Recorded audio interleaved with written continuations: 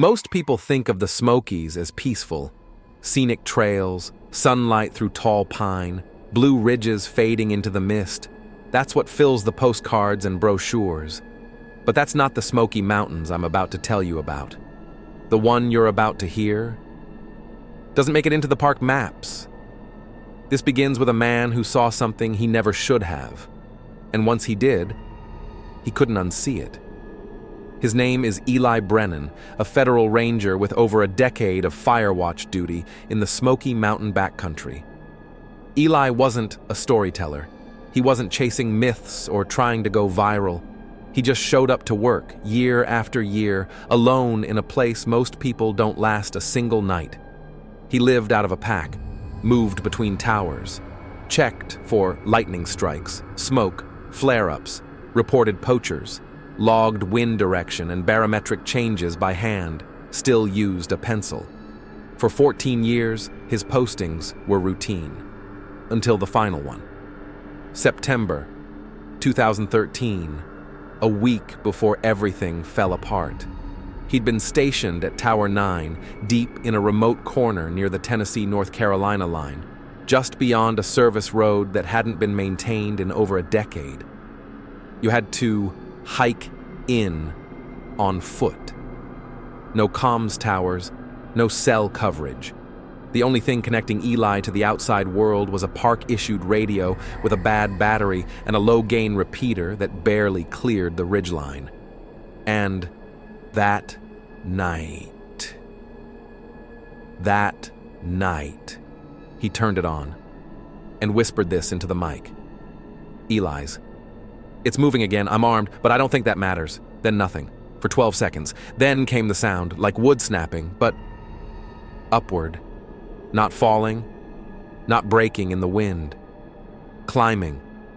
He didn't even realize it at first. He said it didn't register that it was getting closer, because nothing about the sound made sense. It was too fast, too deliberate. And it was coming from inside the fire tower supports. He was 90 feet up. He kept the trap door bolted at night, protocol. But he said the air inside the tower changed, got thicker, heavier, like something was moving beneath the wood. Then he heard it. 3 rapid thuds coming from beneath the floor. He backed into the corner with his flashlight off, weapon drawn. But even as he raised the barrel, he said it didn't feel like a threat you could shoot. He was a veteran. He'd put down wounded bears, faced down wildcats, escorted hikers out in whiteout blizzards, but that night, he told the log, he couldn't even name what he was feeling. He didn't say fear. He didn't say panic. He said it felt like the tower itself was watching him back. Then the trap door creaked, only a little, just once, but he heard it. What followed wasn't human, but it wasn't animal either. A sound came up through the slats. Not a growl, not a howl. It was a kind of wet inhale, like lungs too large pulling air they couldn't quite process. And then Eli said the strangest thing. "Eli, it doesn't need eyes. It knows I'm off rhythm." That was the last line in the log before the tape cut. Park Dispatch didn't hear from him again for nearly 6 hours. By the time backup arrived, the tower was empty. No sign of forced entry, no damage to the door. His rifle was still resting against the window. But the radio had been torn open, ripped apart from the inside out. No animal does that. Not a bear, not a cougar, not a person. What happened up there wasn't documented publicly, but several rangers who rotated that region quietly left service within months. They never explained why. Eli was the last one to speak about it, and he only did once, before going completely off-grid. Tonight, we bring you the unreleased account of Ranger Eli Brennan and what he saw during his final shift high above the Smokies. The sound he recorded, the thing that moved like it had always lived there, and why that tower was quietly taken off all official park maps the following year. This is MindFuel, where we bring you the real stories the forest doesn't want told. If you haven't subscribed, now's the time. Because what comes next might make you rethink what trees are capable of. Before the logs from Tower 9 were even reviewed, before Ranger Eli Brennan's voice was ever pulled from the radio archives, there was someone else, someone who took a step into that same stretch of wild country. His name was Eric Dalton, age 34, 7 years in the field, tall, quiet, prior military, moved like someone who'd spent time watching things from a distance without being noticed himself. He wasn't new to the Smoky Mountains, but he'd only just been transferred from the Blue Ridge side of the park. He'd requested a post deeper in, said he wanted the quiet, didn't realize how much of it he was about to get. Eric was assigned a stretch of land no longer on the active patrol cycle, a zone that hadn't had a full ranger sweep in over 4 years. It was supposed to be temporary, just a month, long enough to evaluate trail integrity, check for erosion, poaching, maybe flag down the odd hiker headed too far off trail. Standard assignment. But the map they handed him was old, hand-annotated. The printout had an area marked in faded pen, a name he didn't recognize. Dead Rock Ridge. Not an official designation, not even listed in the GIS files. Just a scrawled warning, tucked in the margin by someone long gone. Do not post alone. Avoid T9 after dark. Eric thought nothing of it at first. There were always stories, old ranger codes, inside jokes, half-legends passed around during long shifts.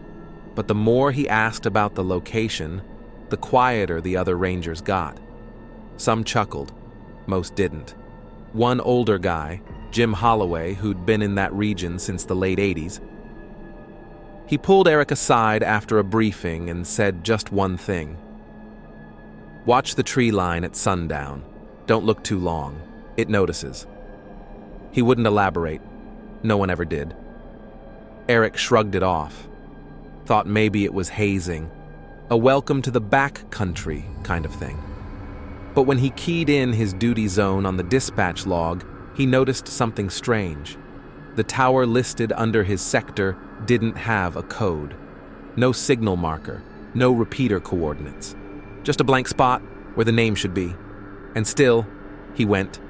He left early, hiked in solo, and pitched camp at the ridge just past mile marker 27.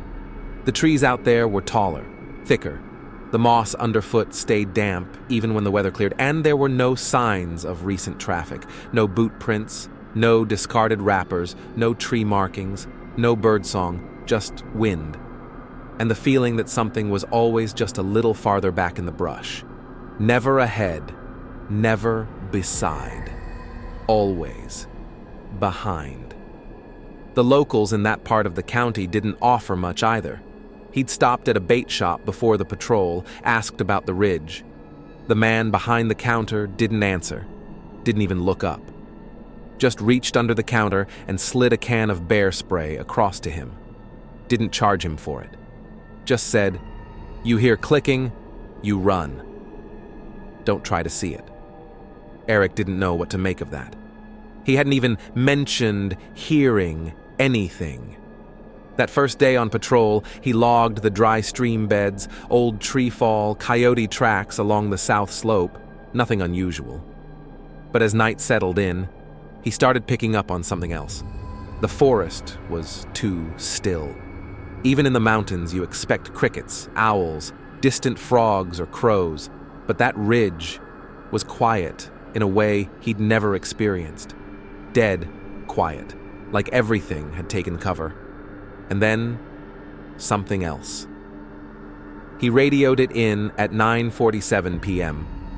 "Control, I've got movement on the ridge. No lights, not a bear, upright gait, watching from the tree line. Can't confirm species." No response to verbal warning. There was no reply. He repeated the call. Nothing. The static that came back wasn't normal, not white noise, more like rustling. Like something brushing too close to the antenna itself. Eric lowered the mic and watched. 20, maybe 30 yards into the trees, just past the limit of his flashlight beam, he saw something. It didn't move like a person, didn't crouch or duck. It unfolded, like it had too many joints, like it had to remember how to be vertical. He raised the light, and it disappeared. Not away, upper, straight up into the canopy. Something just scaled a pine. No vocalizations, no scent, not human. I'm heading back to camp. But he didn't. He stayed. He said he wanted to get a read on it, see if it was just a fluke. But that night, as he sat in the cold with his fire down to embers, he heard it again. That same slow, irregular tapping. Far off, then closer still, then nothing. When he stood up, he found that all his trail markers had been removed. The line of stones he'd laid down on arrival, gone. His boots were wet, and his compass spun slowly, even when he held it still. That was the first night. Eric Dalton stayed on that ridge another 5 days, and each night the thing came a little closer. Never seen in full, only glimpsed through branches or reflected in the dark sheen of his knife. Blade. But something was watching, and it remembered him. Up next, the second patrol, where Eric finally climbed Tower 9, and what he found scratched into the wood near the trap door. If you haven't subscribed yet, this is MindFuel, and you're watching a story the Park Service doesn't want circulating. They buried it once. But what's buried in the Smokies has a way of finding its way back up. 4 nights into his assignment on Dead Rock Ridge, Ranger Eric Dalton received a transmission. The call wasn't clear. It came through the low-band emergency channel, static-ridden and weak, but unmistakable. A man's voice, panting. "Help, camp, near creek bed, something out there." Then, nothing. Just a soft clicking sound over the line, like bone-tapping metal. Dispatch never received it, but Eric did. And something about the voice, the breathlessness, the rawness of it, made him pack his kit without a second thought. He made it to the creek bed in just under 20 minutes. He knew the terrain, didn't stop to log it, didn't stop to think. By the time he reached the hiker's last known coordinates, the sun had gone, and the woods were beginning to change again. He found the camp. 2-person tent, still zipped open. The camp stove was hot. A cup of something, maybe coffee, had tipped near the edge of the fire ring, still steaming. Sleeping bags laid out like they'd just been used. But no sign of the hiker, no footprints away, no blood, no gear taken, just missing. Eric circled the perimeter, drew his flashlight in slow, deliberate arcs. And that's when he saw it. On the bark of a tree, just beyond the camp's edge, were marks. Not scratches, not natural abrasions from wind or falling branches, deliberate grooves, clawed into the wood, and not horizontal, vertical, climbing.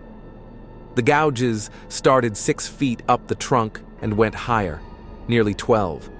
Too high for a bear, too clean for a cougar, too unnatural for anything he knew. The bark around the wounds was darkened, but not burned, almost as if it had been bled into. He reached out, touched the grooves with his glove, still warm, and then, across the trees, from behind him, he heard a sound, a laugh, a short, gasping chuckle, high in the trees. He turned, light raised, scanned the forest canopy, but there was no movement. Then, again, closer, the same laugh, same cadence, same voice, only this time, he recognized it. It was his. The sound echoed, bounced unnaturally between the trunks, mocking, mimicking, repeating a sound he hadn't made. He froze, lowered the light, and just listened, because whatever was out there, it wasn't just repeating him. It was learning. It waited for silence, waited for him to breathe. then matched it, tone for tone, right down to the slight hitch in his inhale. It didn't come closer, not yet, but the woods began to smell different. A new scent, metallic, damp. It coated the back of his throat, blood. But there were no wounds, no drag marks, no sign of struggle, only that smell, and the heat still radiating from the hiker's abandoned stove. He radioed the report in. Eric. Camp located. No subjects. Abandoned with active heat. Claw marks observed. Unidentified sounds present. Possible mimicry. And then the static again. But layered under it, if you listen carefully, was something else. A second voice, repeating him, just a half second behind, like a delay.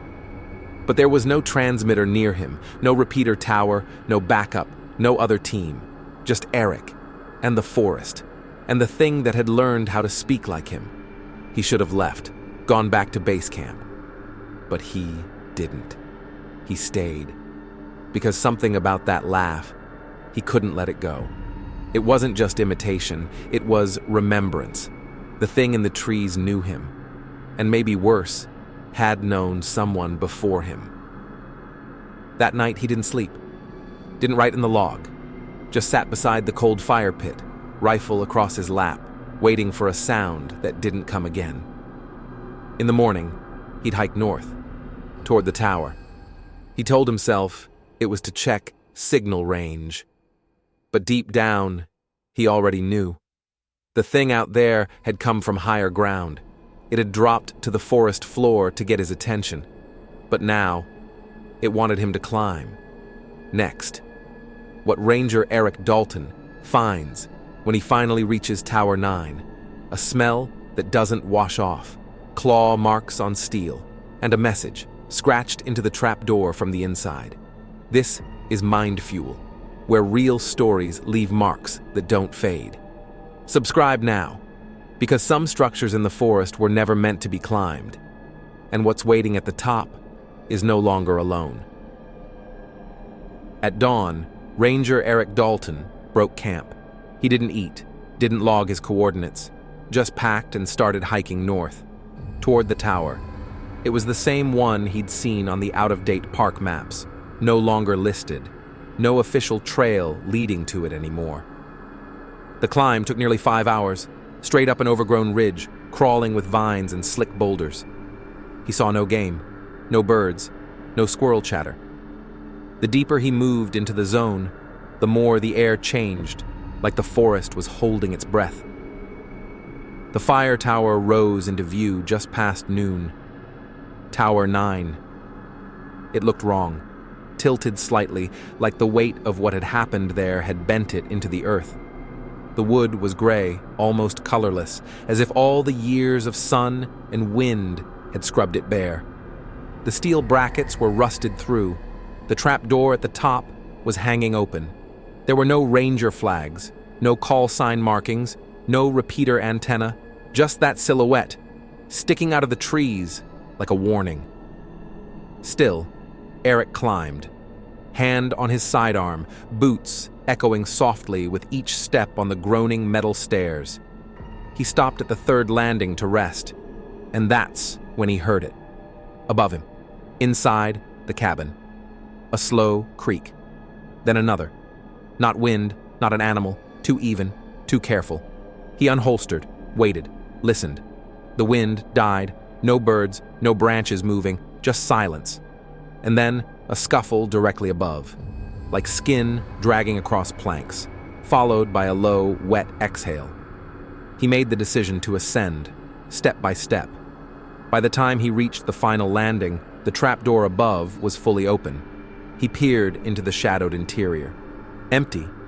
No signs of life, no gear, dust covering the floor, except for the prints. Not boot prints, not paws, fingers. 5 long drag marks leading from the far wall to the open door.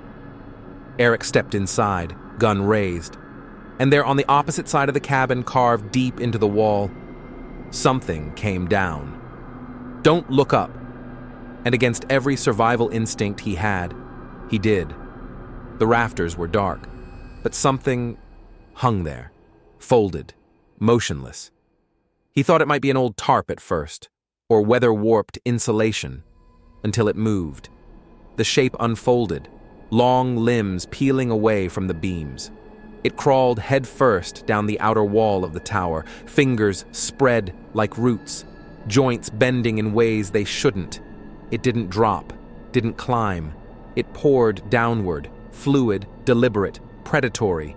Its limbs scraped the walls, leaving behind deep gouges in the wood, long ridges like claws or exposed bone, and the head. The head turned toward him, not with curiosity, with intent. Its eyes didn't reflect light. They absorbed it, black sockets so deep they looked endless. Not like animal eyes, not like human, just voids. Looking through him, or maybe looking at something inside him that he hadn't noticed before. There's something climbing down the wall, humanoid, wrong, not alone. Eyes don't reflect, just pull light. I'm not hallucinating. He kept the light steady, not moving. It reached the base of the tower without sound, then circled out of view beneath the floor. Eric called it in. Tower 9. Unknown entity observed. Long limbs. Non-human gait. Repeating. Entity descended head-first along outer wall. Request response. There was silence. Then, negative. Tower 9 is out of commission. Hasn't been manned in years.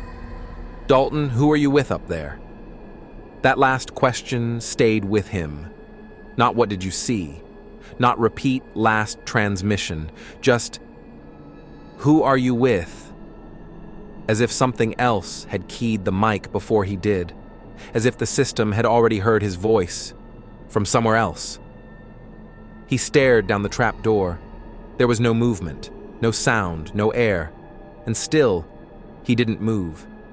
Because somewhere beneath him, something was waiting. And it already knew he was here.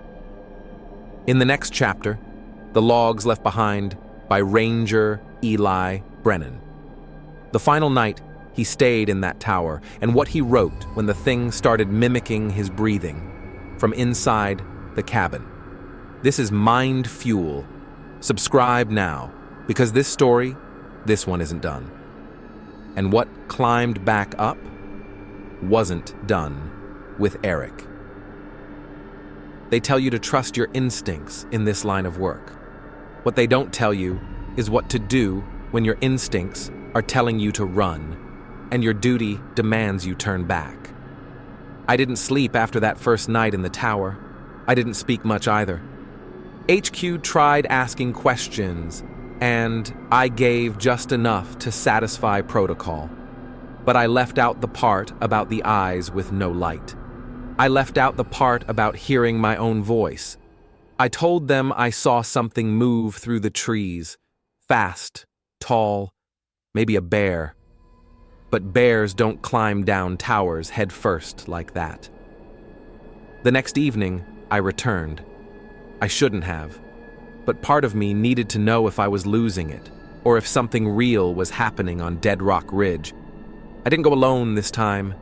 Ranger Marcus Coleman, 4 years younger than me, ex-Army, sharp, calm, one of the good ones. He volunteered to come, said I looked like hell and needed someone watching my six. We packed light and quiet. Just flashlights, radios, sidearms, and a flare gun. The moment we passed the old signpost that marked the edge of Tower Zone 6, everything got still. Not quiet. Still. The bugs had stopped. No birdsong. Just wind pushing through the trees like something trying to warn us away. Marcus muttered, "Feels like a graveyard." We reached the base of the tower just after 10 p.m. The sky above was clear. No moon, just stars. The tower stood exactly as I'd left it, but the claw marks hadn't been there before. They were gouged into the steel supports, deep, curved, irregular, not like a knife, more like something with bone, bent wrong, Some of them ran upward, some downward, some circled the support beams like whatever made them could crawl sideways without turning. I said nothing. Marcus took a photo. The flash didn't reach high enough. Inside the base, the cabin smelled like mildew and rot. But something else clung to the air now. Something coppery. The floorboards creaked with every step, as though something beneath them shifted with our weight.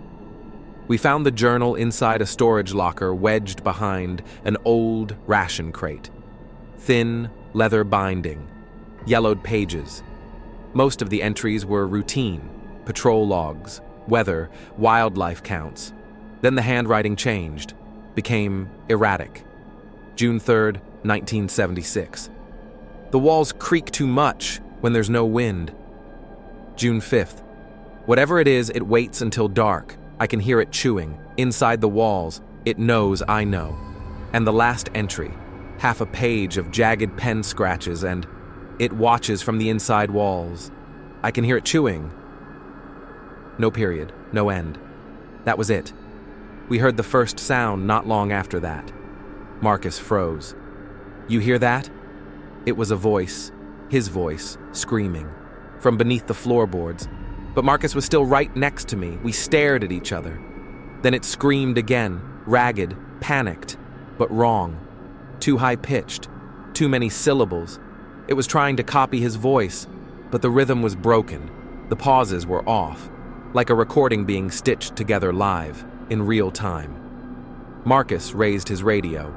HQ, we've got a possible code red. Unknown mimicry. Request immediate evac. But there was no reply. Just static. Then a loud thud beneath our feet. Then another. The floor buckled slightly beneath Marcus, and I grabbed him by the shoulder. We're leaving. We didn't argue. We ran. On the way out, as I kicked the door open, I looked back. Just once. And the tower lit up. All of it. From within. The lights, long dead and disconnected from the grid, flickered on. The top room, the cabin floor, the surrounding railing, bathed in a dull yellow glow.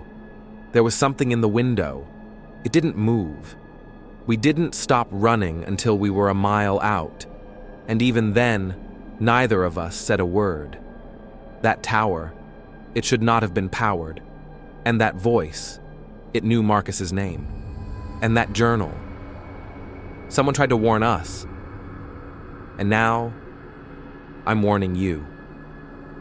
Subscribe to MindFuel if you haven't already, because what happened next, it didn't just change my career, it changed who I am. We weren't supposed to come back the third night. But we did. And I wish to God we hadn't. I filed my report. I included everything. What I saw, what I heard, what we found in the tower, and how Marcus never came back down that mountain. I didn't expect a medal. I just wanted the truth on record. I wanted someone, anyone, to admit that what I'd seen wasn't madness. But the response came fast. Too fast. My supervisor didn't even blink. He leaned back in his chair like he'd heard it all before. Eric, he said, we've had men vanish up there since the 80s. But you were never assigned to that sector. I stared at him. What do you mean I wasn't assigned? It's in the log. You gave the order. He didn't even glance at the papers I brought, just folded his arms. Check again. You were patrolling Cinderloop that night, not Dead Rock Ridge. We don't send people there anymore. The next day, my login credentials for the system were revoked.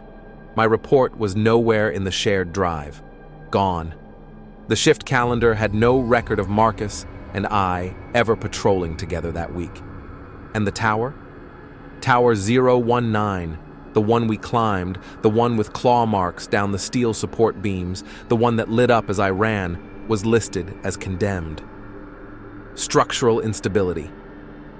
That's all they were willing to say. No investigations, no recovery efforts. I called Marcus's emergency contact. His sister picked up. She sounded groggy, like she'd been crying for days. When I asked if she'd heard from him, she paused and whispered, They told me Marcus never worked there, that he's on extended leave. She didn't believe it. Neither did I. By the end of the week, I was reassigned to a wildlife district 3 counties east. Desk duty. Mountains out of view. My badge was reissued with a new ID number.